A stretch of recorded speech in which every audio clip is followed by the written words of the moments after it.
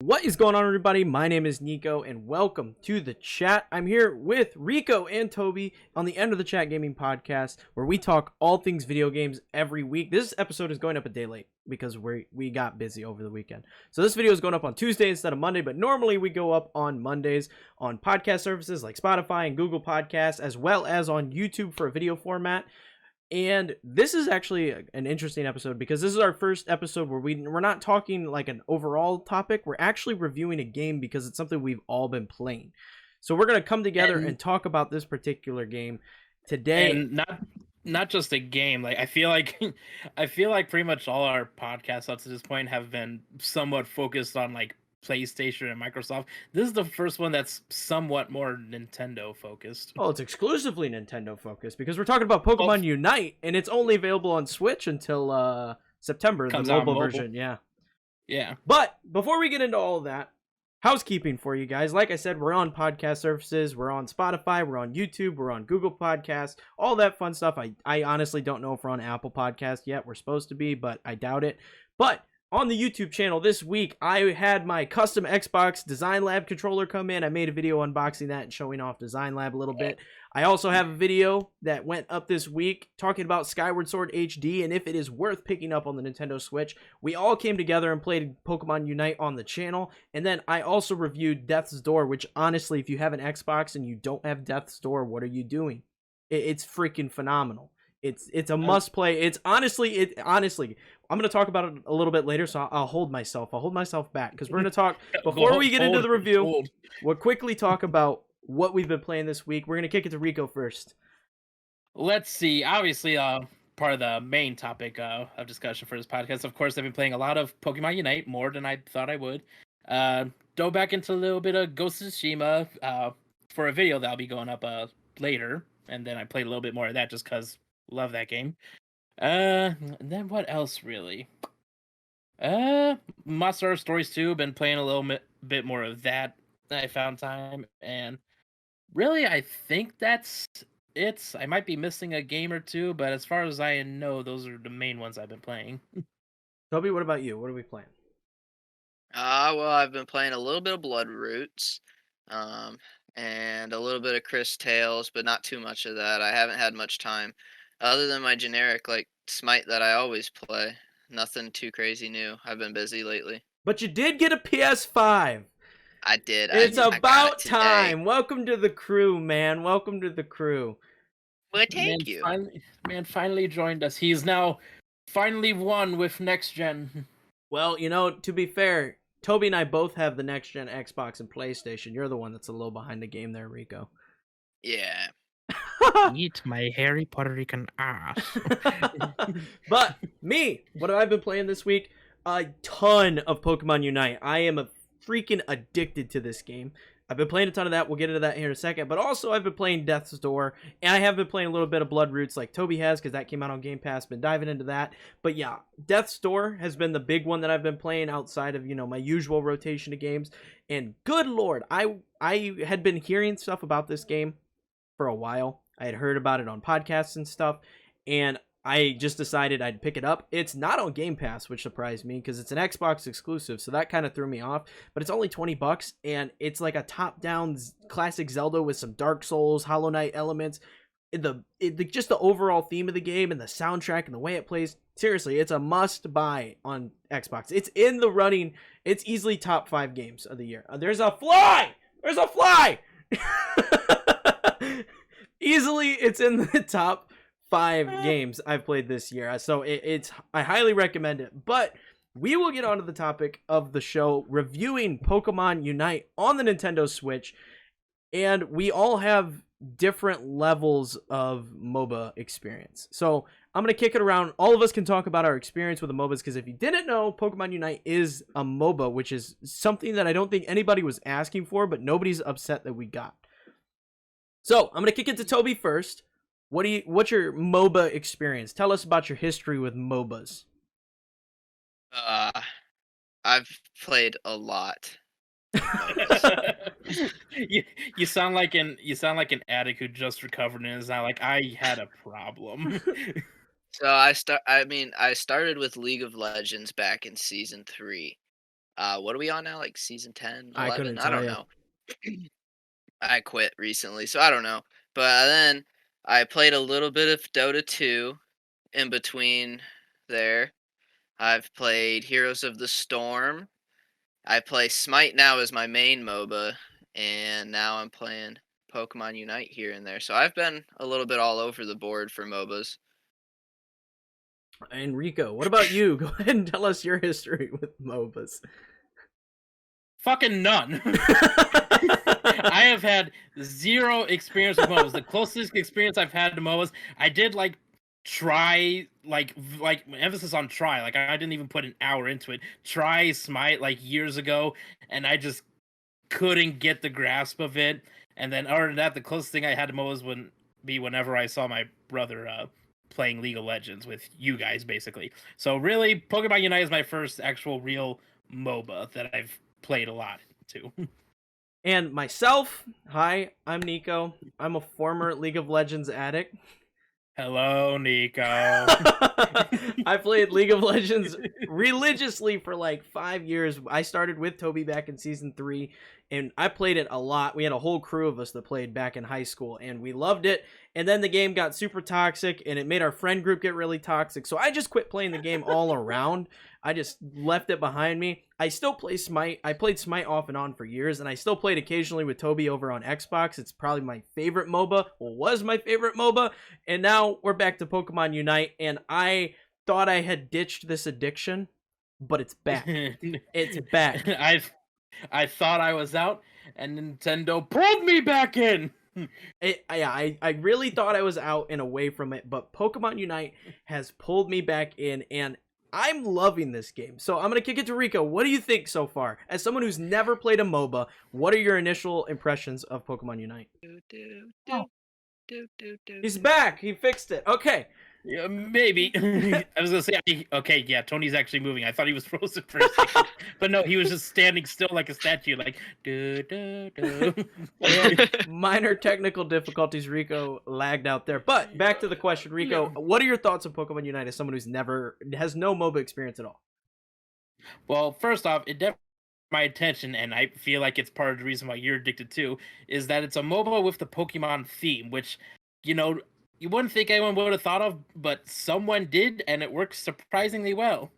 Now, my thoughts on it as a MOBA. I know next to shit about MOBAs.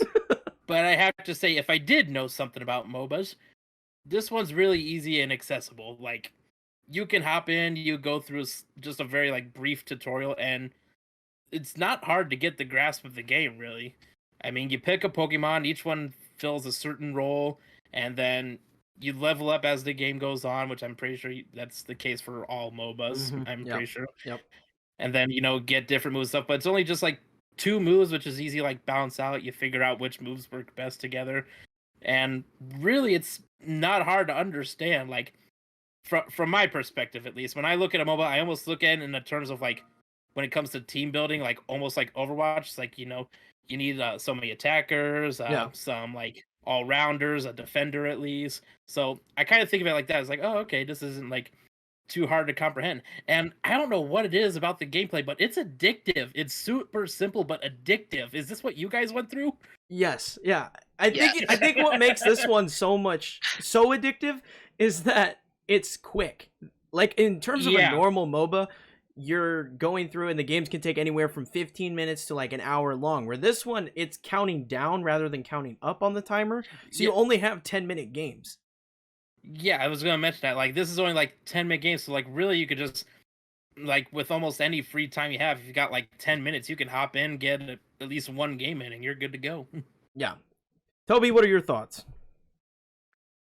I mean, Rico hit the majority of it, if we're being honest. But I mean, I think it's a pretty good game. I wish there were a few things in it, but that's because I've played the standard MOBA over and over and over, and I like that standard. Let's just siege that other team's base type of gameplay from a MOBA. So I wish that they had a game mode like that, but I'm not upset with that game itself.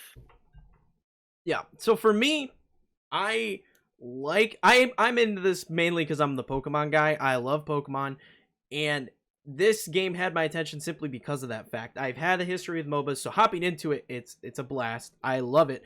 Like Rico said, it's very easily accessible. It's very easy for new players to get in and do stuff. There are only 2 moves per Pokemon, and then they have an ultimate attack as well as their basics. So they have 3 active abilities, and then they have their basic attack. And I think that's mainly because this game was going to eventually get ported to mobile, that would just be easier on the touch controls. That's my best guess. Yeah, so it makes most sense. It's very easy to get into because of that, but it's also very different than other MOBAs on the market because it's not about sieging enemy bases and like leveling up and going back and getting items, because you take all the items with you into the game. You don't get, you know, gold and go and buy items and stuff like that. You're killing enemy Pokemon in the jungle, or capturing, technically, I suppose you'd say. You're capturing enemy Pokemon in the jungle, and then you're going to the different bases throughout the enemy side of the map, and you're scoring, and that's how you win the game. It's based on a score, and it's not based on, you know, destroying their base like something in Smite or League of Legends or something like that. Yeah, like it's like a really simple gameplay loop. You score, you take out wild Pokemon, you score, you defend from the enemy or try and take them out. There's like it's simple, but there's still like quite a bit of strategy that goes into it. Really, like what paths to take and backing people up, depending on what Pokemon you pick, like who you'd best pair up with. Like say a defender going with a really good attacker, top path, something like that. Yeah, It's so cute seeing a new MOBA player come into it. Yeah, I'm learning. And it is like it's very much, especially right now, it's very much a lot of new players. Like you're playing a lot and people are just picking Pokemon because that's their favorite Pokemon. Like there's no thought in the team select right now. It's just people picking stuff and going in. And I've noticed that over the last week since the game came out, there has already started to be a sort of meta developing where the more experienced players are kind of telling people, hey, this is kind of how this works. This is what we're going to have to pick if we want to win. And slowly I'm seeing more people, you know, select roles in the menu select and, you know, call out where they're going. And there's becoming a more established method. The fly is back. There's a more established kind of setup when you go into the games. And I'm really liking just seeing the progression, because for most Pokemon players, well, a lot of Pokemon players, there's the casual Pokemon players, but the hardcore Pokemon players, that's like one of the only games they play. They play Pokemon. Yeah. So them coming into something like this and becoming familiar with something that they never participated in before, there's definitely going to be some, you know, kind of learning curves for these players. And I like seeing the transition already in just the first week of people starting to understand how the hell a game like this works. Yeah, people are definitely starting to learn, and while also learning how to play the game, you also sort of start to see more like the ones who are just like hopping. It's like, ooh, new Pokemon game, and it's free. Let me try it out, and then they have no idea what they're doing. Yeah, and I think like they already, from what I can tell, are really being supportive of this game, which I like. I really like that. Because on Twitter already, they put out a survey for anyone to answer. You know, you can give your thoughts on the games and different aspects of it. And then on top of that, they've already announced the next 2 characters. Blastoise is coming to the game, as well as Gardevoir. So there's already new characters being announced and stuff being added to this game. So I'm really liking that. But to kind of break down everything a little more in depth, there is the traditional 5v5 that most people are familiar with in the other MOBA games. That is the base game mode. That's like the ranked game mode. That's where you're going to play most of your games. However, there is also a quick play rotation that you can do after hitting, I believe it was level 8. And that opens up the 4v4 and the 3v3 game modes that are on a daily rotation. And those are really fun because they're in like 5-minute game intervals. So you can hop in and play those really quick, and you're leveling up and you're getting really powerful really fast. I think that one's a lot of fun as well. But the traditional 5v5 mode is really good. There's, 5 different Pokemon types, correct? There's all-rounders, speedsters, attackers, supports, and defenders. Yeah, 5. Unless you want to break up their subcategories, because there's like ranged defenders and melee defenders. Yeah, I'm going with the color on the card. The big pretty color in the background. Yeah. So there's like 5 main categories of Pokemon, and all the Pokemon are divided up into these, and they fill different roles. And just like in any other game, you know, you had your tanks, your warriors, your, you know, ADCs or hunters, depending on whatever game you're playing. The Pokemon fill the exact same roles, and that's what I'm talking about in terms of seeing people, the more experienced MOBA players, kind of develop the meta. They're showing people, hey, this is what this character is meant to do. Here's how you play it, and you see people kind of adapt to that. Yeah, it's very interesting, especially when you see like different comps that people sort of develop. Like you'd think people go for more, like the more balanced build, but I've gone up against teams where it's like half of the team is attackers or like all rounders, and they'd have like no defenders or speedsters. Yeah, or and like I think that definitely comes to the same deal that Overwatch had at launch, where everybody played like Tracer and Reaper. Everybody played the attackers. Nobody wanted to play defenders, and that's where you get people that are going to start just filling roles and getting, because they'll probably implement some sort of system where you get rewards and stuff for playing certain roles because your team isn't filling that. But it reminds me a lot of like.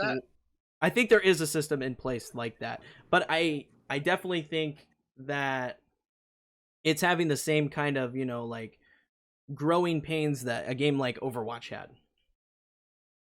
Yeah, you can definitely see it show, but yeah, I do see them like adding something where it's like maybe you get like maybe like have like missions or something for like playing so many games or doing something as a certain role and stuff like that.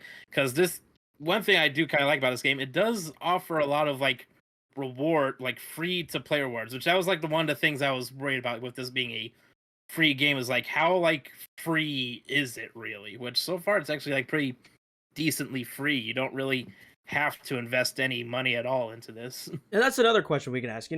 Have you guys put any money in? Because I definitely have. I bought the battle pass, and then I spent $20 because they were doubling the amount of in-game currency. So I bought a bunch of the characters off the bat. Yeah, I did do I didn't get the battle pass, but I did do like the $20 for the whatever is like those gym things, and then I just got some of the characters that like I really wanted, mainly like some of the ones you couldn't really already get for free. So I got like Lucario and Garchomp because those were two of my favorites.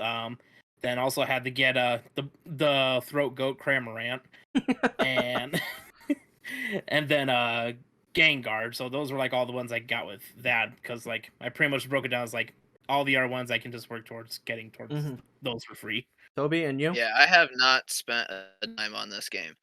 And are you happy with the free offerings? I mean, I am, especially like, so I was able to buy my first Pokemon like maybe 5 games after. Yeah. Because if you do all the tutorials, they give you like 800 coins per tutorial you do. So there's really no reason not to sit down and at least like learn the objective of the game, because they're giving you stuff to buy your next character. Yeah. So Yeah, I think that they're doing a really good job with it so far, at least. I will say the game definitely Go ahead. rewards you a lot. Yeah, it definitely rewards you. There are a lot of challenges and stuff you can do, like the daily challenges, the daily login rewards, things like that. There are a couple elements that I do want to see changed in the outside, not necessarily in the gameplay manner, but currently, right now, there's a bunch of it's the game just launched, so there's like launch events and stuff where you can earn a lot more coins a lot faster. However, it says that per week, from organically playing games and earning coins, you can only earn 2,100 coins. So right now we're getting a ton of coins and able to buy a bunch of Pokemon because of the fact that we're playing at the launch of the game. But later on down the road, when these challenges kind of dissipate and disappear, we're going to lose access to a lot of those coin incomes really quickly. So I think that could become a problem for people that want to play this game more casually later on, is that coin cap, because to buy one of the regular characters, it's like the cheapest are 6,000 coins. And if you're only earning 2,100 coins a week, you're going to be waiting 3 weeks to buy a new character at the minimum. So yeah, I can say yes and no, because I watched League of Legends do this. So when we originally were playing, every game you played, you would get the in-game currency, no matter what. Whereas now it's like first win of the day, you'll get some in-game currency. Oh, you did a quest. Oh, now you can get some in-game currency. Yeah, and I can So, definitely like, see. So I guess what they could do, instead of like upping the amount that you can get just from playing the games, is they're just going to keep doing events, like, because that's what League does. They haven't stopped since they initiated this like new system, that they're just doing events constantly so their players can still buy the characters Well, that's without definitely spending a something ton I of could money. see there being change, especially with them putting the survey out and getting a lot of players' feedback. This was one of the things that I immediately noticed about the game and something that I really wanted changed. There's also the aspect of the actual held items. I don't know how much you guys have toyed around with this, but the items you take in a battle are upgradable, but it's incredibly grindy to earn the currency that you need to upgrade them. I mean, for me, it hasn't really felt too grindy. Only if I'm like, actually trying to grind out. But really, I've got like, let's see, right now I got the three main items I use, which is I think the muscle band, the leftovers, and then I think I think they were like focus lenses or something. Those are like the three main ones I use all the time, and I got them all at level 10 right now. See, and I think it's good. I don't think it'd be a problem, but I believe there's a way in game to buy that currency. So that gives other players an advantage if they're willing to fork over the cash, and I don't think that's quite fair. If I'd probably have to look, but I don't think I've seen the way to buy it yet. Now, I could be mistaken. But I'm pretty sure I've seen some people complaining on Twitter and in YouTube videos and stuff about that aspect. It is incredibly grindy, though, in my opinion. Like, because to get I think they cap out at level 30. I have 4 or 5 items, and I don't think I have any more than 1 over level 10. I mean, I don't know why it's a deal either way. Well, yeah, like the only reason I can see it being a playing- problem is ranked. Playing in ranked, if you have somebody that's paid the money and have a max out item, you're just gonna get demolished. if there was, I mean, yeah, but if you also have the wrong item, you're also gonna get demolished. So who cares? It's just something to talk about. It's just an idea. Like, I think personally, I don't think you should be able to buy the currency. I don't think you can, because like if you go Let me into pull it like up. I'm gonna pull it up while you guys talk. Go ahead. Yeah, well, I was gonna say, like, I don't think there is a way to buy like the currency for that, because like when you go into the say, well, at least for the Pokemon shop, I don't think it lists it as a currency. But with like the Pokemon shop, it shows like all the 3 currencies for buying stuff up there, which is like tickets, some coins, and then the gems, which is for getting the actual Pokemon. And the gems, as far as I know, are the only ones you can actually like pay real world money for to get more of. At least that I've noticed. Mm-hmm. I'm pulling it up right now. I'm gonna check. I'm gonna double check it just so I can be sure on the subject. But so you guys don't think it's grindy, because right now it feels like it's a lot of RNG to get the different challenges to get that particular currency. Because like I said, I don't have many of them upgraded very high. I think I have one item at level 10. I think it's only grindy if like you're like really aiming to get your held items like as leveled up as much as possible. Me, I just kind of like do it casually, I'll earn more coins or that currency as I play, and then eventually maybe after like a few games I'll see like, oh, let's see how many I have, and I'm just like, oh, okay, I'll upgrade like this and that, and then I'll start playing some more. So really like upgrading held items, it's more of like a afterthought for me. It's not something I really like and adamantly focused on. Yeah. I can't say I know too much, considering I'm like level 8. I haven't really toyed with it too much. I haven't played as much as you guys have.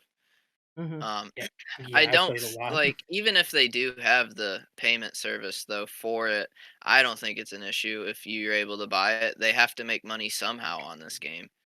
Okay, here's how here you can buy them in the store, not only with the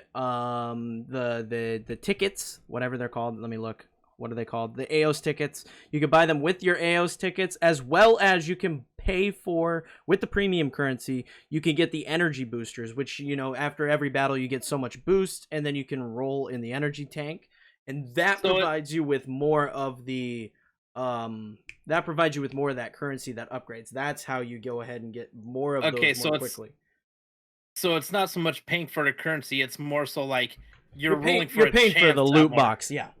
Yeah, the loot box. So really, I think that's fine. I mean, if people want to try and, people who have the money are of course going to pour a lot into that and just roll a bunch of chances. But like, if you're going to leave it up to RNG on whether they get more of that currency or not, because who knows, someone could invest hundreds of dollars into that and only get like 50 of those 50 of that currency or whatever, because that's how RNG works.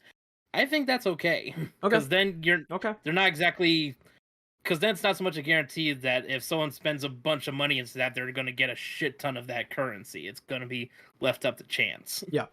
Okay. The one thing I do want to talk about that I don't mind spending money on at all are the skins. What do you guys think about the skins? Because I thought the Pikachu skin with his little hip hop costume, that was worth buying the battle pass alone. If I level up my battle pass all the way to level 90, I get a Pirate Cinderace, and that's cool with me. And then I've also bought the Garchomp skin, where he's got like the scuba gear on and the Hawaiian shirt. I think the skins are awesome. Yeah, I do like the concept of the skins. So far none of the ones I've seen have like really like caught my attention to where like I really want this skin. But like Yeah. I am looking forward to at least on like what else they'll come up with down the road. Yeah, and right now I think it's very minimal. There's not all the Pokemon have the skins. Where I could definitely Yeah. see later on when they start throwing out more skins and more Pokemon, it could get pretty cool. I would definitely like seeing where like they'll do skins for certain Pokemon, sort of like what they're based off of. Like imagine like we get Incineroar in the game and he has a skin that has him looking like a wrestler. Yeah, I would love to see stuff like that. That would be super cool. Yeah. What about you? What are your thoughts, Toby? I mean, none of them have really interested me that much as of right now. But what I did notice was cool. This I did look at potentially purchasing the battle pass at first, and it tells you exactly what you're gonna get. So like what skins you're gonna get in the battle pass. Mm-hmm. So I think that's really cool, honestly, because like I play Smite, they don't tell me anything that's in the battle pass unless I go out of my way to find it. Yeah. So it's like I thought that was really cool because it's like, oh, I could either buy this exact skin that I want, or I could pay and work and get all of these so many skins, and they tell you what you're gonna get. I liked that, Mm-hmm. and I am curious to see what they're gonna do with the skins because I mean, I haven't seen this type of like I mean, Pokemon has such a vast world already. I just don't know what they're exactly gonna do, and I'm intrigued by it. Yeah. That's another thing we could talk about right there is just the sheer amount of characters that they could potentially use in like playable characters because they have 900 freaking Pokemon. Okay, back to what I was saying again. We're having a lot of technical difficulties this episode, but the sheer amount of Pokemon they can have, because we're getting close to 900 Pokemon, the sheer amount of playable Pokemon that we could get in this game is really, really exciting to me and something that we could definitely have keeping this game going for a very long time. Yeah, I was gonna say like 900 Pokemon that can be added to this game in some way or another. Because there's essentially like three ways a Pokemon can be added to this game. There's the Pokemon you play as, Mhm. and there's when they if and when they add more maps, which I pretty much think they already are gonna add more maps. Then there's gonna be whatever Pokemon they'd pick for wild Pokemon that you capture for points and all that stuff. And then there's gonna be the quote unquote Zapdos of the maps, which there's Zapdos for the 5v5 and 4v4, and then I learned when I tried this one time there's Regigigas for the 3v3 map. Oh, So yeah, then there's gonna be the Pokemon for those, which I personally think is gonna be just gonna be the legendaries. Like whenever they have that add one of those Pokemons in, it's always gonna be a legendary. Yeah. I don't really foresee us having a legendary that we can actually play as. And then the Pokemon we do play as, I'm predicting. I kind of told Kneeckoh about this. It seems like it's gonna be the more popular and iconic Pokemon out of like the entirety of the franchise. So like whatever like really popular ones you can think of or iconic ones, those are probably gonna be the ones we get at some point. Like I have no doubt we're gonna get all the starters from every region eventually. yeah, and I definitely think right now we're going to see a lot of the more popular Pokemon. Like, if you already look at the roster, a lot of the popular Pokemon are there. Like, almost all the Gen 1 starters are going to be there. Blastoise is the next playable character. Blastoise just got lost. Pikachu's there. A lot of the really popular ones are already there. Lucario, Garchomp. But they do have a good like offering of less known Pokemon. Like Crustle is a super cool one that they added. There's Wigglytuff. There's another one is Cramorant. Cramorant is super cool seeing in this. Yeah. Or Eldegoss. Like, so I'm more looking forward to not necessarily the Pokemon that we're all already familiar with. I'm interested in seeing how they adapt the lesser known Pokemon into this game. Well, I think the reason they added Wigglytuff is because when Pokemon first started out, at least if I'm remembering this right, what they originally planned on was for Jigglypuff to be the mascot of like the franchise. But then Pikachu and his, little red cheeks and his yellow tail came in to be like, nope, we're going with the rat. But yeah, But I'm keen yeah. on seeing what they add in terms of the other Pokemon. Yeah, like of course all the starters off the top of my head. Can definitely see them adding Sylveon, that one in like sort of like that one Null type Pokemon from Sun and Moon. I can see them adding him in. Type Null or what's the other? Yeah. What's his evolved form? Yeah. I can't think of it. I said it's Sylveon. Isn't Yeah, it Sylveon? Yeah, you're right. You're right. I'm kind of wondering. I don't think they will, but I wonder if they would do the Ultra Beasts from Sun and Moon in some way. I could see them doing that later down the road. Yeah, But maybe it's like just for like there's so many so many different options that they could do. Yeah. So I here, how about this? Like we'll go through and like each of us personally, what's like one Pokemon you would want to see added in next? Okay. Yeah. Toby, so what do you got? What do you got, Toby? I call going last. Okay. The boy's got to think. All right, for me, the one I really want to see. Oh lordy. I mean, I can kind of think of one you'd pick. Appleton. Yep. Appleton. Give me Appleton. Make him a defender or a support. I don't care. Give me Appleton. Give me the Apple Boy. Yes. Now, as for me, it's like I'd say it's between two, both from Sinnoh region generation, and that's of course my Monkey Boy and Fernape. He's my all-time favorite starter out of all of them. Right above Greninja. Greninja's right there, but he's already in the game, so he's getting left out. And then Luxray, because I was really big fan of Luxray in that game. All right, Toby, what do you got? Rico may have said it because, as you guys know, but no one else does. I haven't really played a Pokemon game since Diamond and Pearl. Right. So what's the final evolution of Shanks? Luxray. That's what I thought. Okay, yeah, that's the one I want. Yeah. Like all I could think of was the first evolution, Shanks. And I was like, I know I want it. I just call him the Thunder Lion. And that's another thing about this game is I like that they're doing so many different things with the Pokemon IP because it brings people that may not want to play the mainline games anymore back in, like Toby. Yeah, it's definitely bringing a whole new.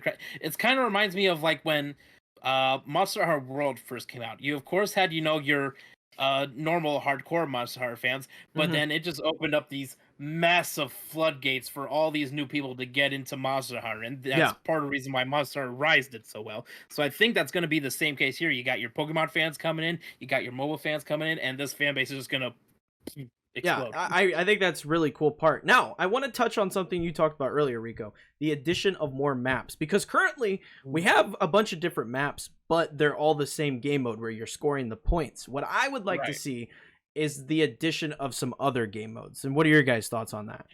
Yeah, I would definitely like to see some game modes because like right now the current game mode I'm fine with it, but I can see like maybe me and other people getting burned out on eventually.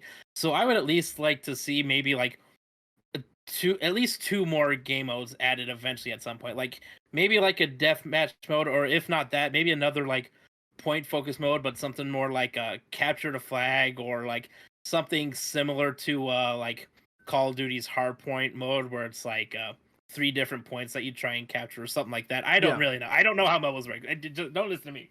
I would think that'd be fun. I'm with you with the traditional deathmatch mode, but yeah, definitely some other more unique ones, because like I feel like if they tried to introduce, the standard MOBA mode, like, where you go in, you kill the minions, you battle the towers, then that would kind of take away from what the current ranked gameplay is. Where if they're going to add additional game modes, I feel like they need to add, more unique stuff, like a capture the flag, like a domination, like a hard point, that kind of thing, to keep people interested in that. Or they could do stuff like, 1v1, 1v2 duels. That'd be pretty cool.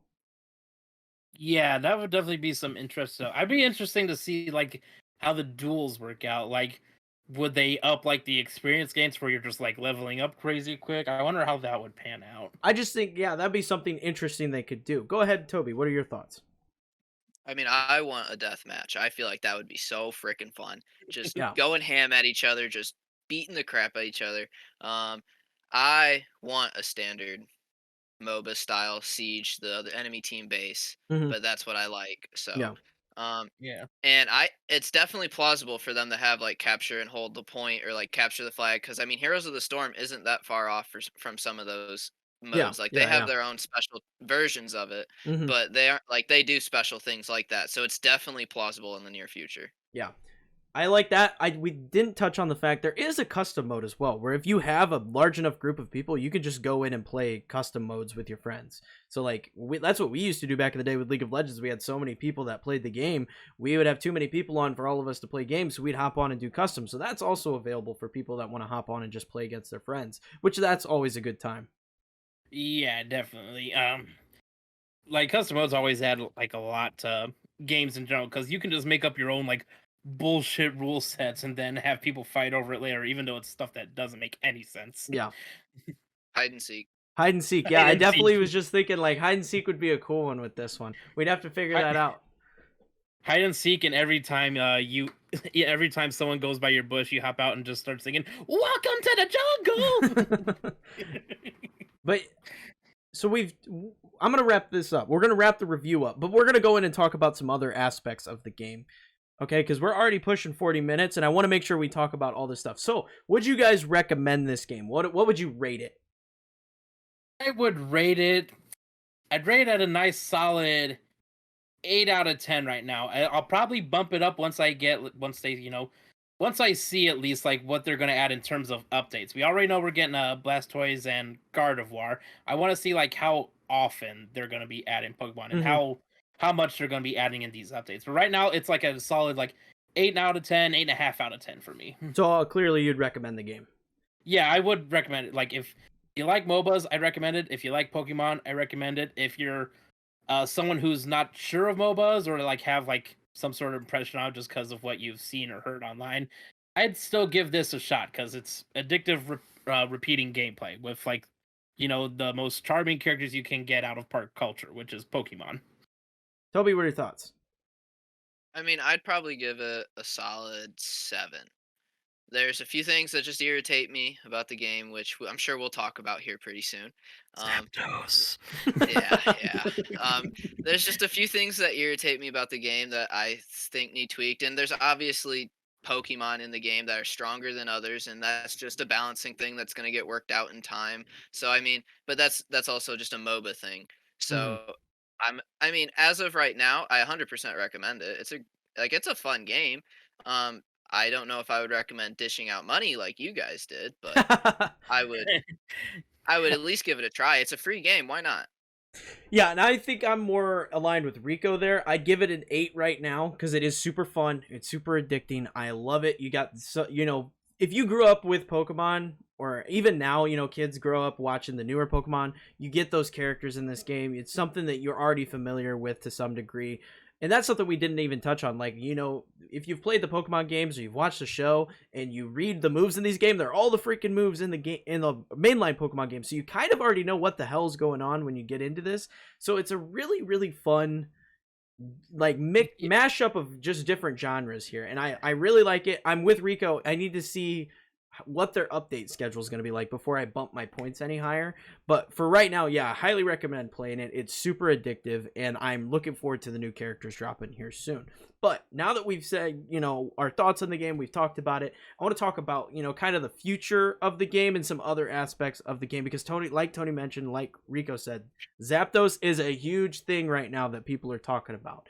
So do we want to talk about Zapdos first, or do we want to talk about like the future of the game and a lot of the potential with this game? You're gonna have to repeat that. I was Let's distracted. go with the potential, the future and potential of the game. I like that. All right. So future and potential. My thought with the potential of the game is that there's a lot. Okay, because of the sheer number of Pokemon that we addressed this earlier, and I'm not talking about like playable characters. I'm thinking more along the lines of what's this game going to look like in October? What's this game going to look like in December? You know, with the holidays and the different themes and the changing of the maps and stuff like that. And I think that Pokemon, because of what it is, has so much potential to really change the map up in unique ways without changing the way the game plays. So like I'm talking like a Halloween event. Like you change the jungle monsters in there to, you know, like Trevenants, Duskulls, you know, stuff like that. And like make the Ghost and Dark type Pokemon. Yeah, do that, you know, throw some Murkrows in there, you know, make Darkrai the Zapdos for during the duration of the event. Like that would be super cool, and they could do that with every freaking holiday. Like there's so much potential to shake things up and make things look interesting and keep it fresh without actually changing anything about the game. Yeah, I was gonna say, like, when it comes to like getting like more of like the Pokemon, more variety of Pokemon involved, it doesn't have to be like an all at once thing. Like you said, they could just like keep some of them like ready for special events and stuff. Like say like around Christmas time, you know, we'll have a bunch of Delibirds running around the map and stuff. Yeah, and rather than have it be Zapdos, let it be Articuno. Yeah, there you go. Simple yet, Articuno and like Regis for the 3v3 map, since they have Regigigas for that. And I think that's so big for Pokemon because, you know, the fact that everybody has their favorite Pokemon. So just seeing it in the game to some capacity is going to make a lot of people happy.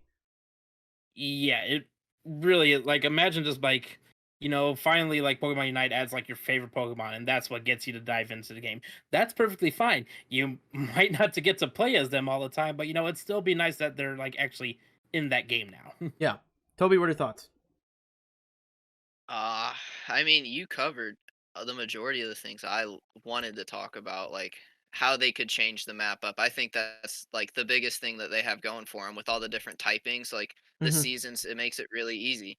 Um, I am really curious as to how they're gonna do the special skins though, because like you Yeah. said Christmas, and the first thing that popped in my head is a giant Snorlax with a Claus That would outfit be on, just awesome. sleep I with feel a like it'd be, with a fake beard on. Oh, I just Yeah. think it would be so cool. Yeah. I feel like it'd be a lot of sound effects. Like, of course they're gonna give. Let's just face it. Like, Pikachu is gonna be like the tracer of this game, and he's gonna get like all the skins. Yeah, yeah.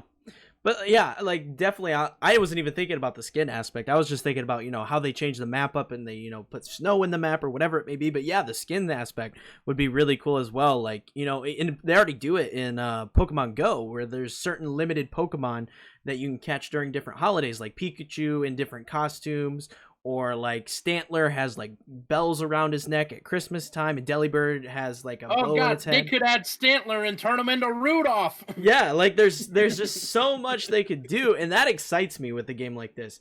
Because like, Well, go ahead. I kind of just thought of it like, in a way, I guess they kind of doing that now, because think of it, like most, if not all, the skins like in the game right now are all like summer themed. Yeah, they're So already that they're prob- already headed in that direction. Where So- right now, yeah, like a pool party theme.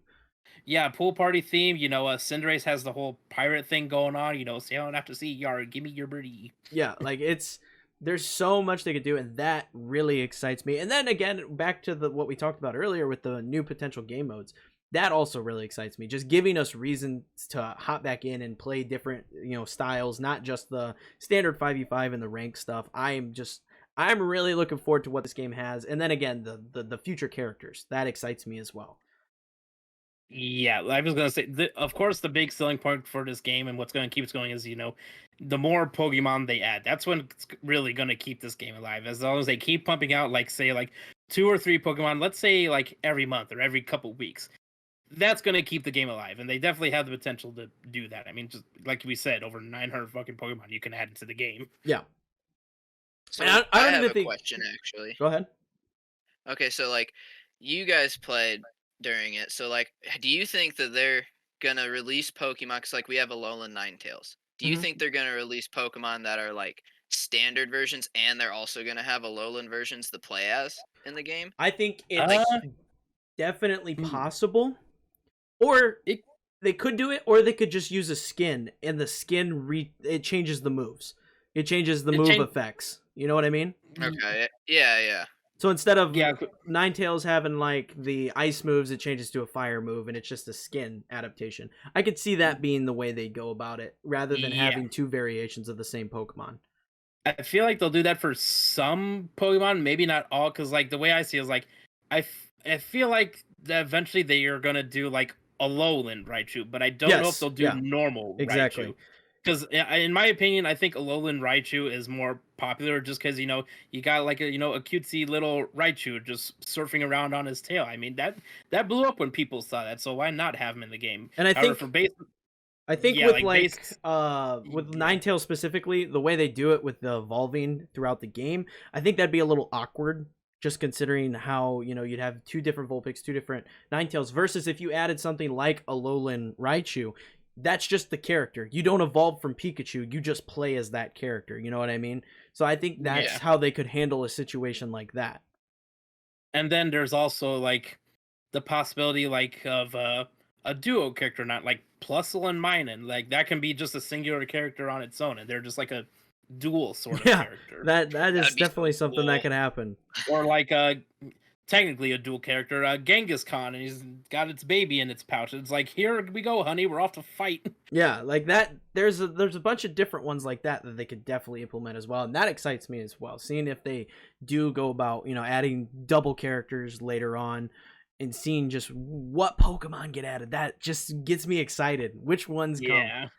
Like we can already like pick out ones that seem like pretty obvious, but then there's of course ones like who are they going to add? Who do they consider like the ones that people are going to want to play if they add into this game? Like you just don't know. And like there's so many different weird Pokemon that could like get really interesting. Like one that comes to mind immediately is Wishy-Washy and how that operates in game, where it goes from the standard mode to the school mode, and seeing how that would activate in the game would be something super, super cool. Some of the ones that come to mind is like the fossil Pokemon, especially with the last gen. Those quirky little fellas. Yeah, like there's so much they could do in the different variations. Yeah, there's definitely a lot of. Let's face it, with the Pokemon IP, it's a lot of potential, really. Yeah, and then we could talk about some of our issues with the game, because I think everybody here has something to bring up, and like we talked about earlier, Zapdos is the biggest thing on everybody's mind. It is. Yeah. Zapdos is all over Twitter. I made a video on my main channel talking about Zapdos because it's just so up in the air right now. People are so conflicted about this. So go ahead, Toby, because you're the one that has the big issue with Zapdos. Like, go ahead, tell them what Zapdos does, and then let it out. Air your grievances. They're back. Super Saiyan 3. Ah! So Zapdos is he's a legendary. He spawns in the middle of it at what, 2 minutes left 2 in the minutes game, right? left. Yeah, like last 2 Yeah. minutes. So both teams fight over said legendary, and whichever team destroys him or captures him, he will go to the other team's points or goals and will basically give you an instant score and double the points. He gives. Well, The person who Zapdos doesn't slays give him- Zapdos doesn't give double the points. That's automatically applied at 2 minutes. Okay, fine. Well, either way, it's an instant score, and you got Yeah. double points at this point. I think it's like a second. So- It's like a second or two to load, because you can deny people scoring on Zapdos. You have to be quick, but it is Next to possible. impossible. But anyway, Next to freaking continue. impossible. Continue. Let's be honest. Let the boy So- loose, Nico. Let the boy loose. It paralyzes the goal, and they can score immediately, and it just so it allows you to get a ton of points if you're behind and come back and win the game out of nowhere. So that's what it is. Okay. So Yeah. before you continue, I'm gonna just go into a little bit more of the specifications real quick. So the people that kills the one that actually knocks Zapdos out gets 30 points, and the rest of that player's team gets 20 points. And this is all in the 2-minute window. It's in the double point window. The last 2 minutes, you always get double points, regardless of if you take Zapdos or not. So this is a huge buff for anybody that is playing in that last half of the game. It's a huge moment right there. Okay, continue, Toby. I just wanted to give that little clarification. It's stupid. I took a drink. It's all up. I took a drink as you did it. I took a drink as you said that, and I about spit it all over my computer. Oh man. To sum it all up, he's stupid. Would you like to clarify what that means? So So I already have a slight issue with it. So you already get increased speed with scoring goals. The more of your teammates are in the goal with you. So you got Zapdos. Uh-huh. You got all 5 teammates, or you got 3 teammates with you. You are insta scoring. And once you're in the air, you're invulnerable. You can't take damage. And it's like, oh, you're going to score, and you just dodged all my abilities. Oh, that's cool. I could do absolutely nothing to stop that 300 points jump that just happened. That's great. We love that. I'm having fun. Okay. So, Okay, you got anything else? You got anything else to add? I was just making sure. I was making sure. I just need to make sure that my thoughts are coherent, you know? Okay. You just gotta be like, I have to get my rage in line. Okay. So I'm on the opposite side of the fence as Toby. I don't think Zapdos is OP in the slightest. I don't think it's a busted mechanic. I don't think it's stupid. I think for the way this game plays, because it's not a traditional MOBA, it's not about getting kills and leveling up and going back to base and getting items and then pushing back up and destroying the enemy stuff. You know, it's not going into their base. It's all about the points you score. So it doesn't matter how many kills you have. If you don't score any points, it doesn't matter. Okay? So there needs to be a mechanic in the game, such as Zapdos, for teams that are getting their dicks kicked in the whole game, for them to make us one smart play and be able to come back and win the game. Because it happens all the time in other games. You could be getting your dick kicked in all the time in League and Smite. It happened to me and Toby the other night. We were getting our dicks kicked in the entire game, and we made a couple smart plays. You were. Whatever. Doing fine. We made a couple good plays and we ended up winning the game. So there needs to be that mechanic, because it's not about getting more powerful over time. It's about scoring points. And that is what Zapdos does in this game.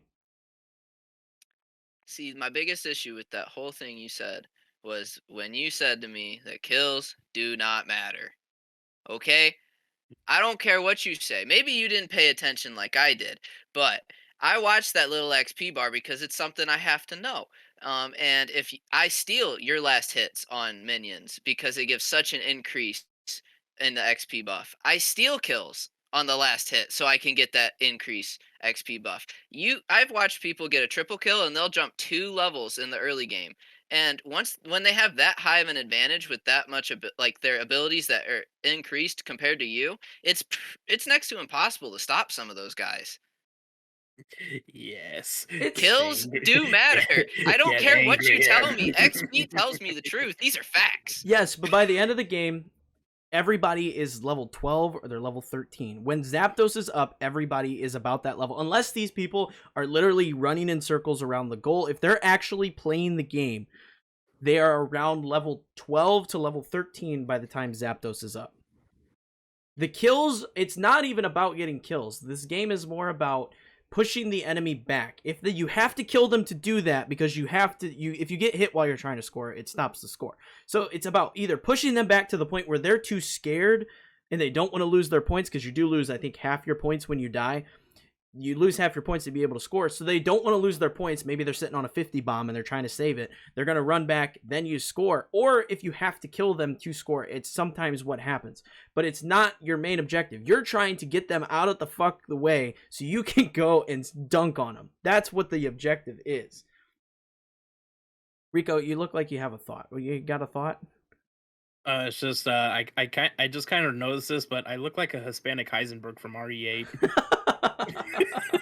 Just a completely unrelated topic there, but I just kind of was looking at myself in the camera, just be like, "Huh, I look familiar." But yeah, but then, go ahead. For like Zapdos, for me, I feel like it's 50-50, because in cases, yeah, it can seem like pretty broken.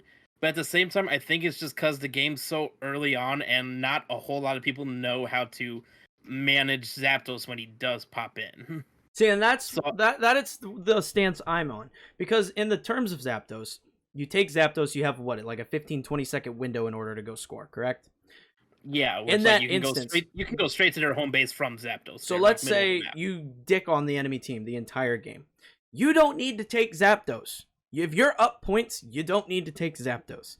You simply monitor the Zapdos. Make sure that the enemy team doesn't get it. There's a couple different ways. You can either just, kind of camp it and prevent them from getting it all together. You can wait till Zapdos, because it does a ton of damage. Wait till it hurts the enemy team and then go in and kill them and then take Zapdos just to add insult to injury. Or if they're about to take it, group up, collect yourselves, and defend, because they can't all I've yet to see a Zapdos where there wasn't a big team fight involved, where everybody that got Zapdos scored. Go ahead, Rico. So I was kind of thinking about, you say like group up and defend, but I'm kind of thinking a scenario like if you're way behind to where like you haven't even got one of the enemy's bases yet, if you get Zapdos, they're not going to be able to group up because now they have like 5 different points that they have to defend, and you can only score on the front one. You can only score Yeah, once you destroy one, that's when the one behind you activates. So they can only score on the 2 front ones. So if they destroy one on the bottom side, they can score on the more inner one, but they have to destroy the one on the outside before they can go to the one on the inside.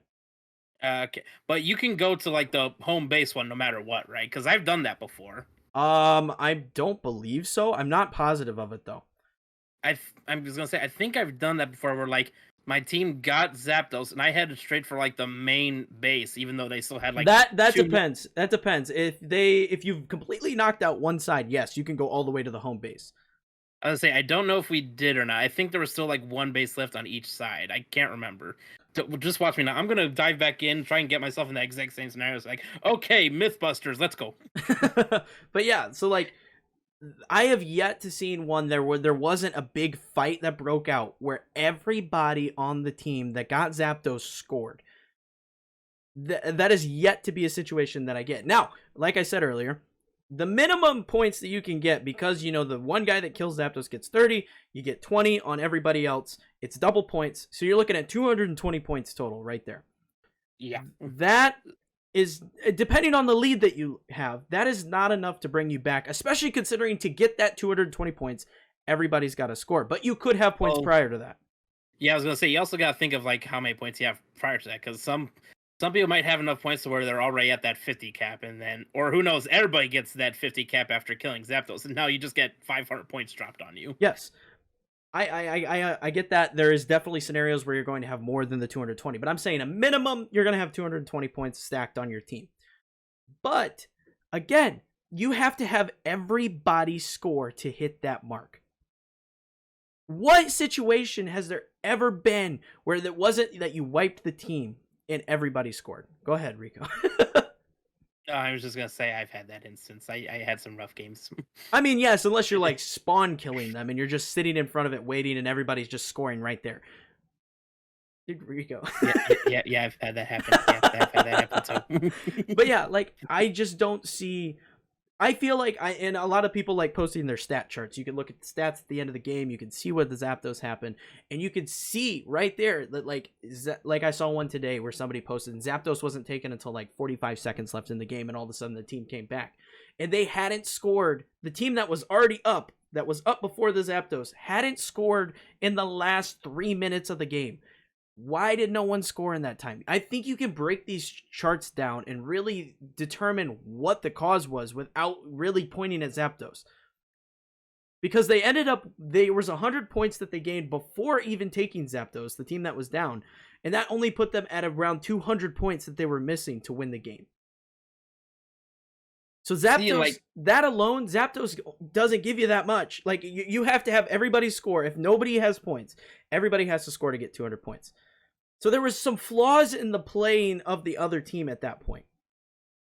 Yeah, so, like, in the end, I think Zapdos is definitely going to come down to, like, as people get more experience over time. Yes. Because, like, the one of the key things, like, the fact that, like, it takes time till you actually score, that's what allows people to defend so well. And Zapdos just completely takes that away. It's like you basically have to stop them before they even get to your goal, or else it's basically game over. So it's like, I do think there needs to be some balance with it, but at the same time, I think it just comes down to, people learning the game. And I think a lot of it right now is people are just frustrated because there's bad plays on Zapdos. Toby, you feel free to chime in anytime because I can see your face over there.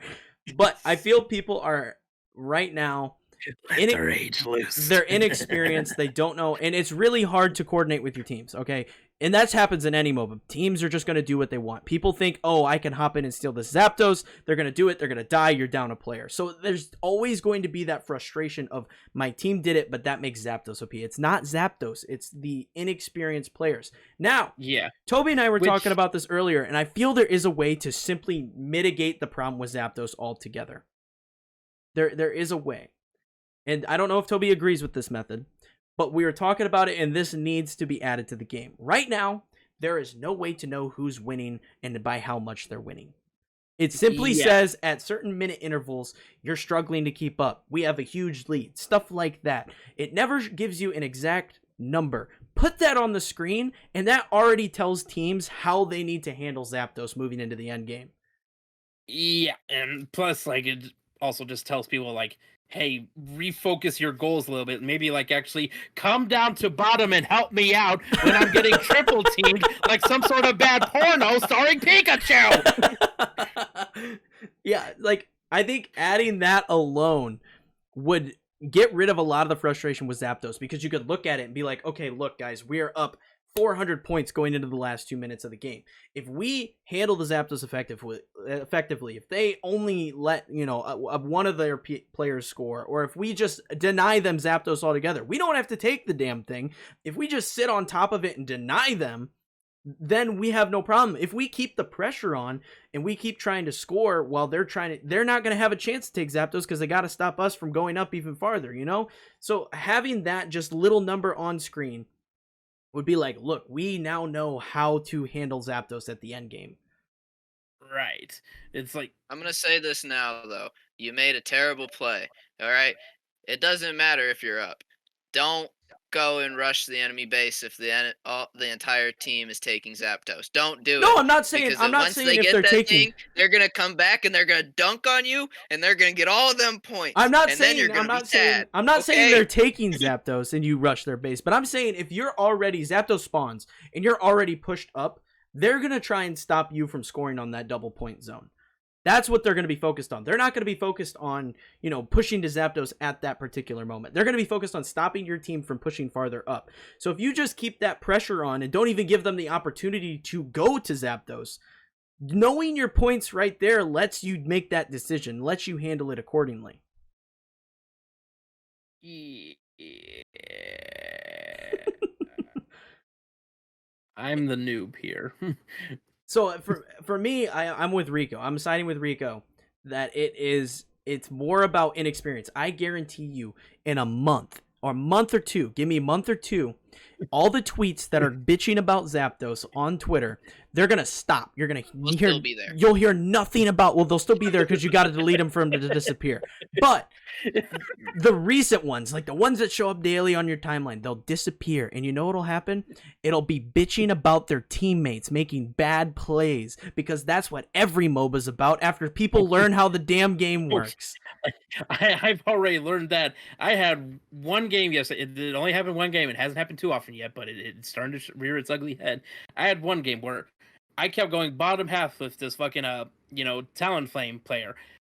We'd get into a fight. He'd fucking bail on me, and so I'm falling behind him with low health. And what does this motherfucker do? He grabs not one, but both berries. And I'm just standing there watering back. Like, well, now I get to wait and heal now because the greedy bastard ate all the fucking food. And it wasn't just one time. He kept doing it over and over and over, just abandoning me. Take both berries. And I'm just like, I need to live. It's like, God damn. No, it's a good time. Oh, man. It's a good time. It's so nice, so fun. I'm having a good time. But yeah, I think that alone, doing that, and now, I will say this. They've been super good. Like I said earlier, they had the survey up on Twitter. They're already taking feedback. If Zapdos is a problem for you, go do the survey. This game is brand new. They need to know what needs changed in the game in order for the game to get better and for you to like the game more. So I will have it linked in the description below of the YouTube version of the podcast. It'll also be in the show notes for anybody on podcast services if you want to go and fill out the survey, if you have opinions on the game.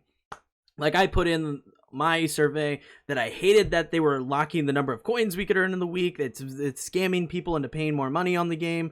I didn't say anything about Zapdos because I don't think it's OP. That's just a Toby thing. But Toby's gonna. Let me give you one more. Let me give you one way. All right. Here's one way that they could make Zapdos less OP, and it's really simple. Just reduce the death timers in that 2-minute window. Because I've had too many times where I have like a 20 or 30-second death timer, and it's like, well, there goes my chance of defending. It's like, so if you're gonna double it, I think they should at least half the death timer. I honestly thought you were just gonna say take him out of the game. No, I genuinely think they need something like that in the game. I've played MOBAs for I don't know how long now, and they always have like for League, Baron, for Smite, it's Fire Giant. And then at Smite's extra modes, they had like Bull Demon. League had in Twisted Treeline when that was a thing. The spider. Vile Maul. You need some type of buff just like to give you that oomph in case like you have those neck and neck games. But I just think that there's some things that need tweaked. Like just reduce the death timer, and I think Zapdos issue is 100% gone, and no one can complain no matter what. Yeah, I was gonna say, like, when it comes down to that, like, near end game, and you start dying, and it's like 15 seconds, 20 seconds to get back. It's like, well, now you're basically guaranteed loss. Like, just reduce the timers to like at least give both teams a fighting chance. But yeah, again, that comes back to just having experience and understanding the game. If you're not making that play on Zapdos and dying, then you don't have a death timer. Yeah, well, but can't help it. Yeah, because you can always go, I'm not going to fight the Zapdos. That's just dumb. No, you have to do it sometimes, Neo. Oh, okay? I agree. It's just how it works. I agree. But I'm saying, like, if I got to interfere. If you're up, there's no reason to take the Zapdos. You're up, everybody hide in a bush and wait for them to finish, collapse on them. They're all low on health already, unless they have an Eldegoss that's just cracked on the sticks, okay? You're going to knock out a bunch of them, and not all of them are going to score. It just comes down to smart play, in my opinion. I don't think we're going to get anywhere on this. We all have differing opinions on it. Rico's 50-50. Toby hates the thing. Like, we're all in different... right. He's like, you're all wrong. My thoughts are correct. Everyone's entitled to their own opinion, even if it's wrong, right, Toby? Exactly. Exactly. Now you understand. Oh, man. But that's all I got. What do you guys think? We're hitting an hour and 10 minutes right here. You guys got anything else on Pokemon Unite? Not so much on Pokemon. Everything. Well, not so much on Pokemon Unite, but I did want a big question now. Now, this is like the first, like, this is Nintendo's, like, first step into the mobile realm. So I have a question for you guys. What if Nintendo were to make, like, another, like, mobile game based off an Nintendo IP, what would you want that IP to be? Smash Bros. So basically just every Nintendo game. I was gonna say, like, I mean, that's the only way they could do it. I mean, if I had to pick a single one, probably Zelda. Mario. Zelda has a good roster of characters they could do. Yeah, I was gonna say, like, Zelda would be good. Yeah, they got a solid roster over all the games. I mean, but like, let's look at Zelda real quick, okay? What other than Link, Zelda, Ganondorf, and like those few little guys you go to and talk to go and do the trials? Like, what other main characters are there? Sheik, all of the Guardians in Breath of the Wild. You have those aren't main characters. Yes, they are. They're main characters in Breath of the Wild. Yeah, Breath of the Wild. They're like big characters. Just because you didn't like Breath of the Wild and didn't play Breath of the Wild doesn't mean they're not main characters. What? So what? We got 12 characters total. You can make a MOBA out of 12 characters. Wolf Link, Twilight Princess. Minda could be her own character. You could have You could have several different versions of Ganon alone. Yeah, Ganon alone could change. You could have Pig Ganon. You could have Calamity Ganon. You could have a bunch of different versions. Well, of at that point, you're just gonna go ahead and go, oh, let's add Toon Link. You got I don't Link, Toon Link. I don't think you can. Link. I don't think you can change Link because fundamentally Link stays the same in every game aside from like Wolf Link. fundamentally, Retired and balding Link. fundamentally, Link is just sword shield. Okay, so I don't think you could do that character, but Link has a lot of additional side characters throughout all the games. Like if you look at Zelda, Zelda's not the exact same in all the games. For example, you could do Zelda with her Loftwing as a character. I've opened up the floodgates. I'm sorry. I'm just saying, like, there's a lot of side characters in Zelda games that you could really do, like Groose in Skyward Sword. Groose would be a good character. Yeah, it would. All Yeah, I'm even, hearing is yeah, it would that be you good, want even though I have no variants. idea who that is. What's that, Toby? Go ahead. Yeah, you want the variants and the side people. You don't care too much. Well, Like the side. they're all Well, gonna to be be fair, similar. Breath of the Wild, the Guardians that ran the Divine Beasts, they are playable characters in Hyrule Warriors, which is a mainline game. And it adds a lot more character to where like they're not so much just a thing of the past now. Indeed. No, they're actual Indeed. characters. Indeed. Which I still need to beat that game. See, they are playable. There's a couple other ones, like the Korok guy in Hyrule Warriors, the Zelda's dad, the king, whatever his name is in Hyrule Warriors. That's another character right there. The Sheikah robot things, though that's DLC, but it counts. The giant women. The Groot or whatever they're called. I can't remember what their name is. The race. The fairies or whatever they are. The fairies that aren't really fairies because they're fucking ginormous. Then you could go in and add even just like the different races. You could add the different, like you could have a Zora character, you know, a bunch of different ones. Like you could even Germans. You could even put Link. Think of Majora's Mask. You could put Link with all these different mask types, and that would be a different character in its own. All I'm hearing is that we're doing variants. I mean, we'll just call it Link Unite. Because it will be majority Link characters, but still, it'd be fun. Yeah, it's all just going to be variants of the same characters. that's not true. That's all. That's all it Let is. you go off about Zapdos. Let us have this. I'm just saying that's all it is. It's variants of the same character. Like you gotta have some type of minion unless we go for the scoring again. But then you still have to have the jungle camps, the score with. So you got to figure out what characters are going to be your bosses. So it's like you're not gonna have only playables. You guys are only looking at playables and like, oh, they can do this and this and this. Like no, they can't just do this and that. Yeah, they can, because they got enough of the like random enemy types, like a Bokoblins in most of the Zelda games, anyways, to some capacity. Goblins, hobgoblins, the giant cyclops. Yeah, those can all the standard Zelda enemies we see in every game can be just a minion type or a jungle camp to some capacity. Then of course you can have have all the Blight Ganons as like the Zapdos of those games. Yeah, there's a lot of options there. Or just like I don't know, man. Or just like a big boss version of Ganon in general. And then like the that playable one feels like a grab. Now grab you. We're reaching. Which direction is he at? Where can I choke him at? But that is all we got for this video, guys, for this podcast. Hope you guys enjoyed it. Make sure you're subbed to the Enter the Chat YouTube channel where we do video game stuff every week. We all put out our own individual stuff, and then we come together for the podcast and all that fun stuff. Make sure you're subbed and check that stuff out. But like I said, that's all I got for you. That's all we got to talk about. Go try out Pokemon Unite. It's a good time. You'll have a great time with it. It's on Nintendo Switch right now for free. It's coming out on mobile later. Go play that one. But that's it. Thanks for watching. You guys want to go play Pokemon Unite? Yeah, maybe a little bit. Maybe just a little bit. I'm hungry. Yeah, hungry for Zapdos, Pete.